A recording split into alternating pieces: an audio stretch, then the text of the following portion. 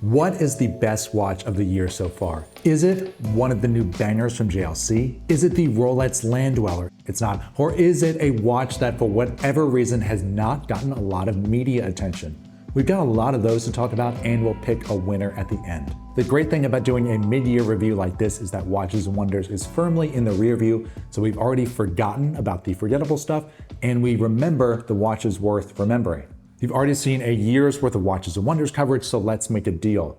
We'll hit the best stuff from the fair and we'll spend plenty of time talking about the other really cool releases that came out before, after, or outside the big show. I mean, you think we're not going to talk about the C12 Loco from Christopher Ward? For just a touch over $4,500, you get a watch that looks like it's worth, well, a lot more than that. Sure, it's a bit thick at nearly 14 millimeters, but there's some great depth here. You can see the teeth of the gear below the hour and minute hands. You have these big, bold bridges suspending the free-sprung balance wheel and the escape wheel. And because you have part of the movement on the front side of the watch, your view through the case back feels more spacious and airy. The twin barrels of the caliber CW003 have plenty of room to breathe and give you 144 hours of power. Christopher Ward has been on a roll for the past few years and they're coming out strong with what may be the best watch for the money in 2025.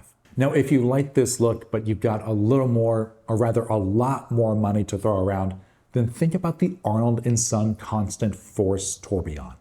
This is a limited edition that got lost in the noise of Watches and Wonders, but what a beauty it is. You've got a sea of milky white enamel, and floating within that is this scooped out Roman numeral subdial, and of course the Constant Force Tourbillon.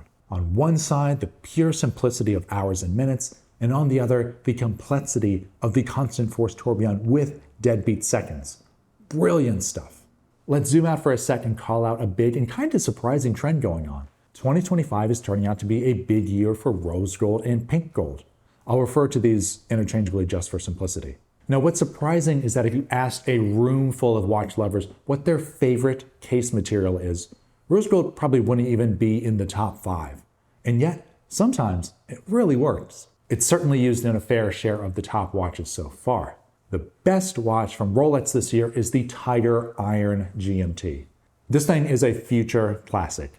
Each dial is unique from the nets, and those striations just dance in the light. Now, I've never been a big fan of the Longa Odysseus, but the honey gold edition feels warm and cohesive in a way that it hasn't before. Similarly, the bronze gold and burgundy Omega Seamaster 300 is definitely a watch worth doing. We'll talk more about the IWC Ingenieur later in the video, but I do want to mention the new rose gold version. It feels like this new generation of the Ingenieur is starting to find its footing, and the rose gold execution feels confident. That's the best way I can describe it. Just a confident watch with a firm handshake. And how can we not talk about what many are considering to be the front runner for the best watch of the year so far, and that's the JLC Reverso in pink on pink.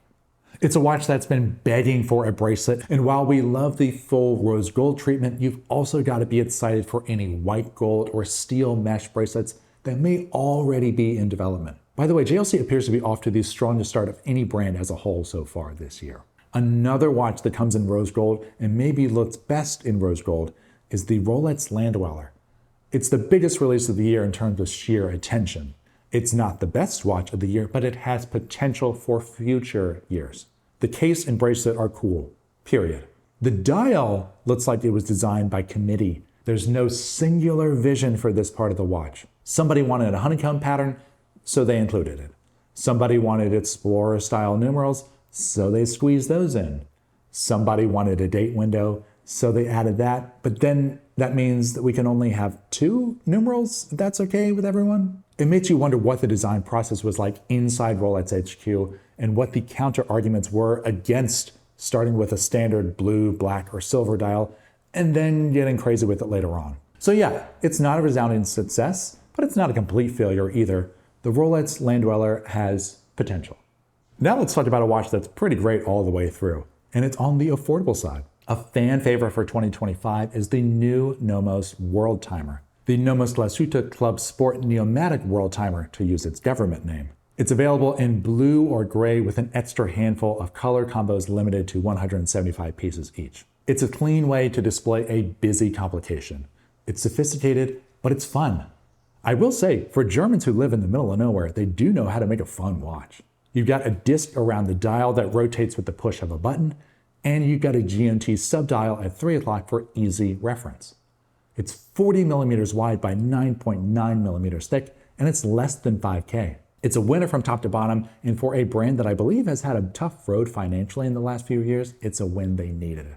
Across the street in Glashütte, literally across the street, Lange rolled out that honey gold Odysseus as well as an 1815 and 34 millimeters that wears better than you might expect, and a perpetual calendar minute repeater, which is just as impressive as you might expect. AP had a solid release with, you guessed it, a Royal Oak, but a very cool Royal Oak perpetual calendar with a new movement where the calendar is operated entirely by the crown. AP did not invent this type of perpetual calendar. That was the IWC Da Vinci in 1985, but still, it's a Royal Oak perpetual calendar that's simpler than ever, and it looks quite handsome in sand gold. If I had the money, I'd want this for a daily driver. Frederic Constant should be praised for making their own in-house perpetual calendar for under $10,000, although I'm not sure who the customer base will be for this. If you imagine a Venn diagram between people who want a perpetual calendar and people with the $10,000 watch budget and people that want to spend that 10K on a Frederic Constant of all brands, the overlap between those criteria is going to be very small. That being said, it would be great to see this category of relatively affordable perpetual calendars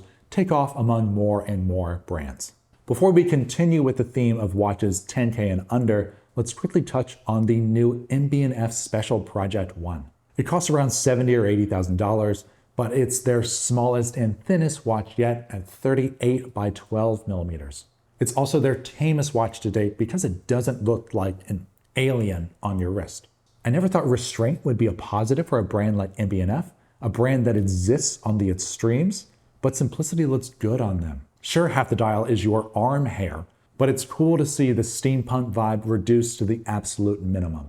Now we've got a few standouts to talk about in the more mainstream price segment for luxury watches from brands like Omega, Tudor, and Grand Seiko. First up, the Omega Railmaster, a watch that has always been and always will be overshadowed by its more famous brethren. It got a facelift in May of this year. Omega went too heavy-handed on the Fotina for one version, as they often do, but the smoky gray Railmaster would make for a compelling everyday watch. It's 38 millimeters, but may wear a touch larger thanks to the expansive dial, and it's available on either a leather strap or a bracelet. You've got 150 meters of water resistance with a screw-down crown and a display case back. It's not a limited edition, so there's no manufactured scarcity. And that gray dial with a steel bracelet combo comes in at a pretty reasonable $5,800. Tudor has had a decent but not remarkable year so far. If you like what they do as a brand, then great, it's more of the same. If you don't quite love them, then yeah, it's also more of the same.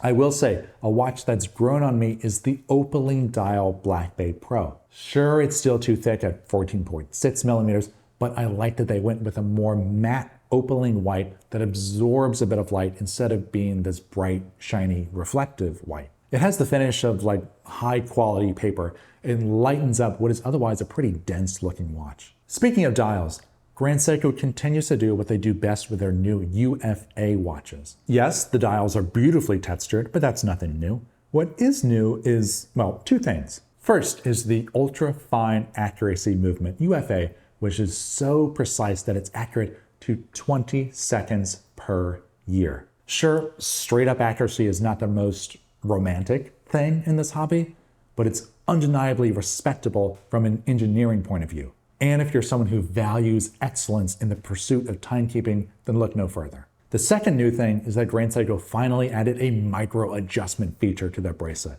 You can tell this wasn't a priority for them over, say, dial craftsmanship or movement accuracy, but it's something that fans have been waiting years for, and it's something that makes a real tangible difference in everyday wearability for these watches. Another big trend that is steadily emerging is the rise of blacked out watches. It didn't get much press at all, but the Chopard Alpine Eagle 41 SL in ceramicized titanium is the best version yet of this model. It's a high frequency movement wrapped in an ultralight package that has got to be super comfortable on the wrist. Black and orange can look corny a lot of times, or can be corny to make a Halloween pun, but it's well executed here. With a similar color scheme and a similar price point of roughly $25,000, it's the Midnight 2901 by Ming. It's a 25-piece limited edition made out of DLC-coated grade 5 titanium with a richly beautiful and layered micro-rotor movement by Schwartz ATM. It's unlikely that any of us will ever see one of these in person, but it's a very suave, almost Bond villain-esque watch. Okay, maybe the blacked out watch that's even more evil billionaire is the FP Journe Chronometre Furtif. This watch came out one day before Watches and Wonders, and like the Ming, it's the furtherance of a very specific design language. The case is made of, you guessed it, tungsten carbide, and the dial is made of, you guessed it, mirror-polished anthracite grand feu enamel. This is not a watch that's been made for the common man. In fact, I don't know who this watch is for, but somehow that makes me like it more. Taking a left turn, but sticking with the theme of blacked out watches, stay with me. Let's talk about Zenith and a watch that I doubt you've seen yet. If you caught our Watches and Wonders recap, you'll know I did not care for the blue ceramic watches they released at the fair. It's eerily similar to a blue ceramic that AP has done before, not to mention that the Defy Skyline looks like a Royal Oak and the Chronomaster Sport looks like a Daytona. I offered an alternative solution in that other video, but perhaps the Zenith we should be paying more attention to is the Chronomaster Revival 83818 Cover Girl Carbon. This watch is killer on either the Velcro strap or the matching carbon bracelet. And more importantly, it's taking a design that's decidedly Zenith and making something exciting out of it. The only issue here is that this is a limited edition of about 150 pieces. A watch like this in regular production feels like it could be a crowd pleaser for the brand. Or maybe more generally, I'd love to see the brand take this same case shape and really run with it. By contrast, a brand that's successfully leaning on one of their heritage models is IWC with the Ingenieur. This is, of course, a model that's been in and out of their catalog for decades, but the relaunch in 2023 wasn't quite universally loved. It does appear, however, that they're winning more people over with the new 35mm versions, with a perpetual calendar version because why not, and with my favorite, the blacked out ceramic version. They've taken a somewhat plain watch for scientists and given it a weapons grade makeover that changes the look, the feel, and the attitude of the watch.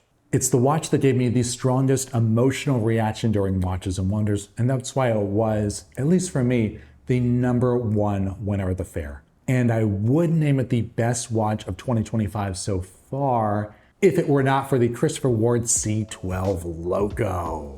Tell me right now what your #1 watch of the year is. I'm really looking forward to the comments on this one. I'm Thomas Henschwitz with 2024. We'll see you next time.